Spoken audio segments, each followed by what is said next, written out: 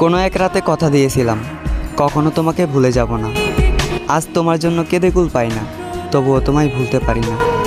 তোমার হাত ছেড়ে অন্য কারো হাত ধরে হতে চাইনি কাপুরুষ, তবে আমার চোখের সামনে তুমি অন্য কারো হাত ধরলে। তোমার চোখে আজ আমি পরপুরুষ। আমার বুকে লাথি দিয়ে অন্য কারো বুকে প্রতিনিয়ত দীর্ঘ নিঃশ্বাস ছাড়া। তোমার করা পায়ের আঘাতে আমার বুকে কষ্ট হচ্ছে।